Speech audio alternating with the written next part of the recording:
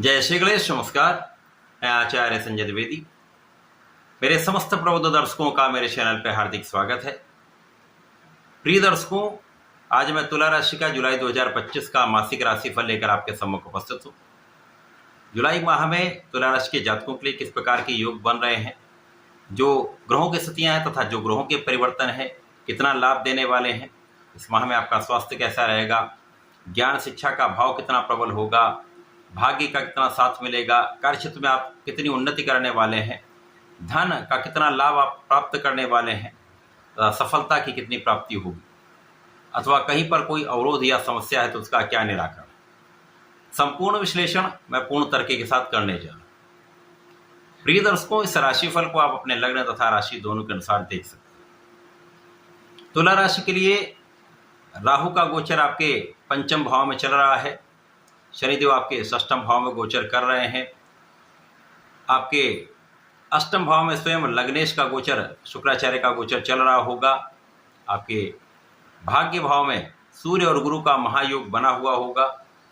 आपके दसम भाव में बुध होंगे तथा आपके एकादश भाव में मंगल के साथ केतु का युति प्रभाव चल रहा हो।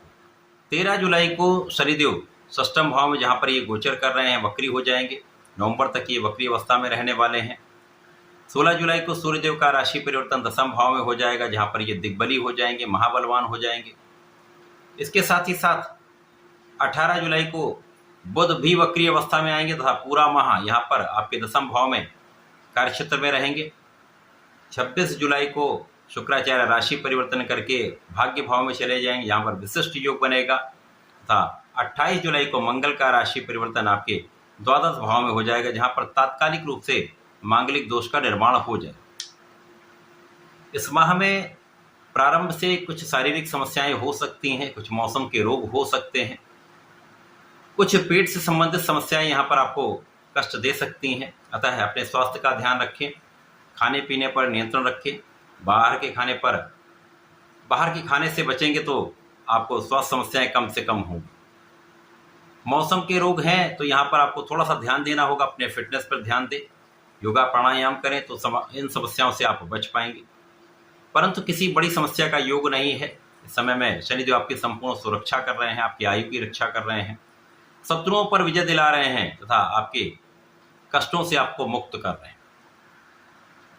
इस माह में ज्ञान के भाव में प्रारंभिक समय से लेकर जब तक मंगल यहाँ पर आपके एकादश भाव में है तो बहुत कुछ समस्या नहीं होगी, और गुरु का प्रभाव भी आपके पंचम भाव पर है। तो यदि यहाँ पर आप अपने मन को भटकने से बचाते हैं, किसी प्रकार के व्यर्थ के कामों में अपना समय नहीं गंवाते हैं, तो इस समय में आपका ज्ञान का भाव अच्छा रहने वाला है। किसी प्रकार की कोई बड़ी समस्या नहीं आएगी। केवल अपने आत्मबल को प्रबल करके अपने पढ़ाई के क्षेत्र में आपको लगे रहना, संपूर्ण प्रयास करना। इस समय में संतान के कारण कुछ चिंता हो सकती है, संतान के स्वास्थ्य में कुछ समस्या के कारण आप चिंतित तो हो सकते हैं, परंतु किसी प्रकार से कोई डरने की आवश्यकता नहीं है। इस माह में आपका जो धन का भाव है वो अच्छा रहने वाला है, क्योंकि आपका कार्यक्षेत्र विस्तृत होने वाला है। कार्यक्षेत्र में यद्यपि चंद्रमा की राशि में बुध हैं, परंतु बुध यहाँ पर आपके भाग्य के स्वामी का कर्म क्षेत्र में होना अपने आप में एक राजयोग बनाता है, जिसके कारण भाग्य के कारण ही सही, लेकिन आपके कार्यक्षेत्र में आपको प्रगति का अवसर अवश्य प्राप्त होगा। अचानक कुछ ऐसी स्थितियां बन सकती हैं जब आपको पद का लाभ मिल जाए, या आपका इंक्रीमेंट हो जाए, अथवा व्यापारिक भाव में कहीं फंसा हुआ धन आपको प्राप्त हो जाए, या आपके कला क्षेत्र में या आपके प्रोफेशन में नए अवसर की प्राप्ति आपके पास हो जाए। विदेश जाकर कुछ करने का अवसर आपको प्राप्त हो सकता है। विदेशों से संबंधित होकर धन प्राप्ति का अवसर आपको प्राप्त हो सकता है। तो यहाँ पर एक अच्छा समय है। इस समय में आपकी बुद्धि का बल अच्छा रहने वाला है। यहाँ पर अपने मन को डिविएट करने से आपको बचाना चाहिए।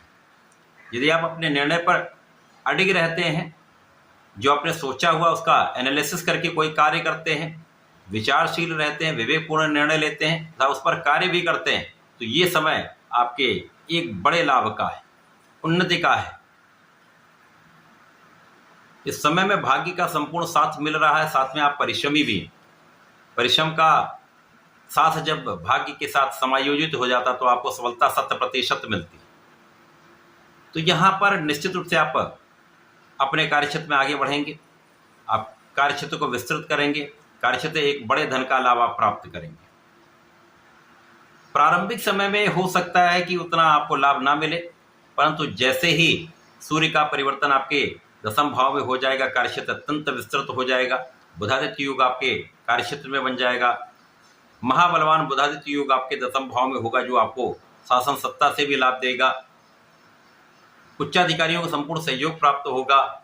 यदि सरकारी नौकरी में है तो विशेष रूप से पद वृद्धि का अवसर मिलेगा अथवा कार्यक्षेत्र का विस्तार हो जाएगा, आपके अधिकार क्षेत्र में वृद्धि हो जाएगी तथा इस समय में शासन प्रशासन से, सरकारी सेवाओं से, सरकार से जुड़ के अथवा राजनीति में एक बड़ा अवसर आपको प्राप्त हो सकता है, बड़ा लाभ प्राप्त हो सकता है। इसी प्रकार से इस समय में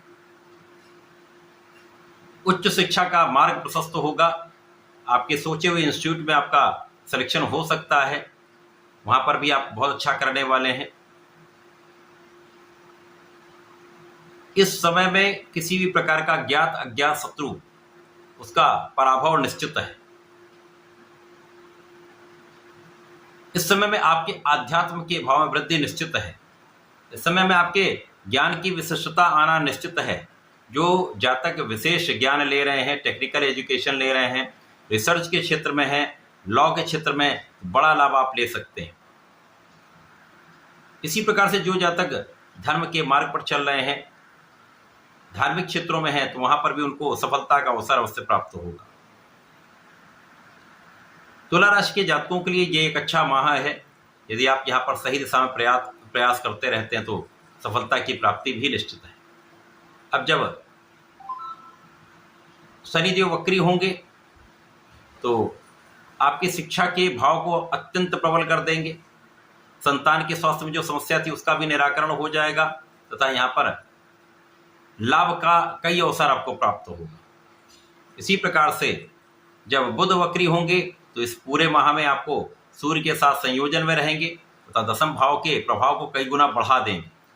तो धन वृद्धि भी होगी, सुख वृद्धि भी होगी, सुखों का आप संपूर्ण उपभोग भी कर पाएंगे, सुख संसाधन का लाभ आप पूर्ण रूप से ले पाएंगे। माता पिता के सुखों में वृद्धि होगी, पिता का पूर्ण आशीर्वाद आपको प्राप्त होगा, पिता का मार्गदर्शन भी आपको प्राप्त होगा।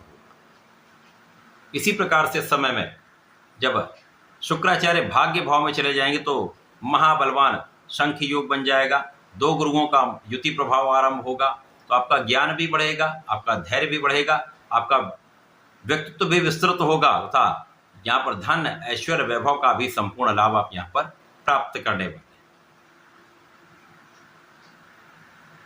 इस पूरे समय में निश्चित रूप से आपके लिए सकारात्मकता बढ़ने वाली है, लग्न भी प्रबल हो जाएगी, स्वास्थ्य समस्याएं समाप्त होंगी तथा आपका व्यक्तित्व भी आकर्षक होगा, आपका प्रभाव भी पहले से कई गुना बढ़ जाएगा, लोगों के बीच में विशेष रूप से आप सराहे जाएंगे। जब मंगल 12वें भाव में जाएंगे तो तात्कालिक रूप से मांगलिक दोष बन जाएगा, यहाँ पर कुछ समस्याएं आएंगी, कुछ व्यय बढ़ सकते हैं, बिना कारण के व्यय से आपको बचना चाहिए। और मंगल जब 12वें भाव में होंगे तो यहाँ पर जीवन साथी के साथ सामंजस्य में समस्या आती है, मतभेद बढ़ जाते हैं, क्लेश बढ़ जाते हैं, साझेदारी में भी इसी प्रकार की कुछ समस्याएं आती हैं। यहाँ पर आपको बहुत सामंजस्य बनाकर चलना चाहिए, कोऑर्डिनेट करना चाहिए। बाकी इस माह में जो अच्छे भाव हैं उनकी प्रबलता आपको प्राप्त हो रही है। कुछ चीज़ों पर आपको नियंत्रण करना चाहिए, कुछ चीज़ों में आपको एडजस्टमेंट करना चाहिए। तो ये माह आपके लिए अत्यंत विशेष भी होगा, धन वृद्धि भी होगी, लाभ वृद्धि भी होगी, आपका काम उन्नति के पथ पर अग्रसर हो जाए। पूरे माह में आपको नियमित रूप से भगवान संकट मोचन की शरण में रहना चाहिए। वो महामहन्मते नमः के 27 बार जप करना चाहिए। प्रत्येक शुक्रवार को भगवान भोलेनाथ पर जलार्चन करें तथा पंचामृत से अभिषेक करें तो विशेष लाभ आपको मिलेंगे। पंचाक्षर मंत्र अवश्य करें, नमः शिवाय का जप करते रहते तो विशेष लाभ आपको प्राप्त हो। तो ऐसा करके इसका लाभ लें। धन्यवाद, नमस्कार।